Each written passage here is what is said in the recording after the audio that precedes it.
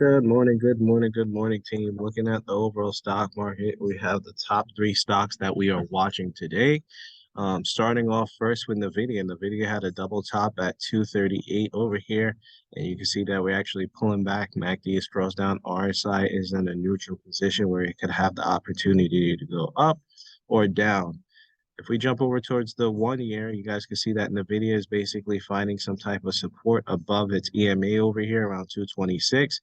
This is going to be a major pivot point. As you guys know, when we're above it, we're bullish. When we start to get below it, we're bearish. So watch for a break below 226. Then we can start sinking down towards 219. Just going to go back towards the 180-day over here so you guys can see it a little bit clearer. So this orange line represents that 1 year EMA. So watch for that 226 down towards 219, which was previous support. Or if we find support over here, watch for the break of 233, then we can start pushing up towards 238 back into that previous resistance level. Jumping down towards the 20-day, we can see the 180-day was bearish, but the 20-day is showing signs of bullishness. You can see that we're oversold. MACD is trying to cross over. So watch out in the video. She is in a major decision zone where this level can actually be a major support for her around this 226, 227 level. So watch out for that. Next stock we're going to talk about is going to be Tesla. Tesla is very clean chart over here, very clean chart. If we jump over towards the 1 year, you guys can see very clean levels. We are right below the 1 year SMA, which normally acts as resistance when the stock is below it, support when the stock is above it. So that SMA is sitting around 220, 221. And you can see she has failed to basically break above it, and she's basically going sideways. Not only that she has a strong resistance point, she has a strong support around 202, which is the 1 year EMA. So anything below 202, she could possibly sink down towards 190, or anything above 218, we could possibly go up higher towards the next resistance, which is probably around 236, judging from the 1 year. So make sure you guys check this out. Overall, the 1 year, let's go back to the 1 year. Overall, the 1 year is crossed down. It is overbought, but anything can happen with Tesla. You guys know how it gets.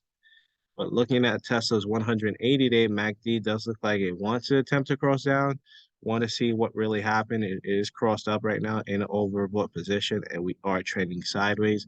If you do trade Tesla, make sure that you guys wait for a clean breakout above the SMA or a breakout below the EMA, because then she could still continue this sideways pattern in which she's been continuing since the 9th of February. All right. Jumping down towards the 20-day, you guys can see the 20-day SMA is acting as support over here as well. 20 days cross down. I would just set my alerts on this one. Just set your alert to see if she breaks that 217, 220 up here to see if she basically has some type of uptrend, or set your alert below 200, and then we can see for that possible downtrend over here. Last but not least, we're going to talk about SPY, which has made a major move pre-market. Let's look at SPY 1 year. SPY 1 year, you guys can see a lot of lines over here, right? So SPY 1 year EMA is sitting at 401 over here, and which above it would be bullish, below it's bearish. MACD is crossed down, going into divergence. RSI has room to the downside. We are right above the 1 year SMA, which can act as a possible support. The 1 year SMA is around 391 or 392, right? And that 1 year EMA is around 400. So watch out for those key levels.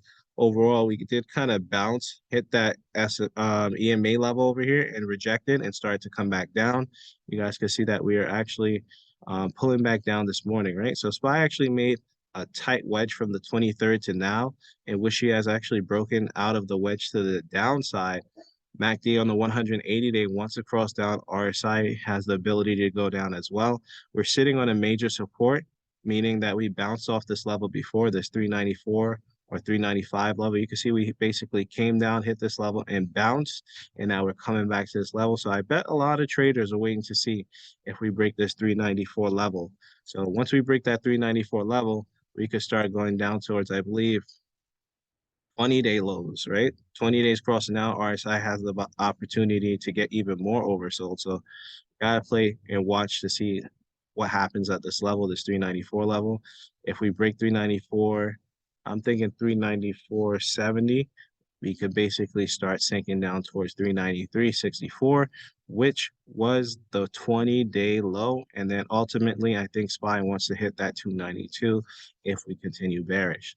If we flip bullish, we got a lot of resistance above us, right? So we definitely want to be cautious if we flip bullish. So if we flip bullish, we got to see a break and hold above 397. Then we could start going to 398, which is a dollar move, right? 397 was, 398 was a major rejection zone over here, as you guys can see, where we basically rejected it from last night, leading to the lows that we are right now. Once we break that, we can start pushing up towards 399 and possibly even 400. But definitely want to see the cookie always starts basically with the break of the EMA over here. So watch out for that. And that's going to be it. I think we have PMI numbers coming out before market opens or after market opens at 15 minutes after the bell, which can possibly affect the market. So make sure you guys practice caution, use a stop loss, like the video, and I'll see you in the next one. Peace.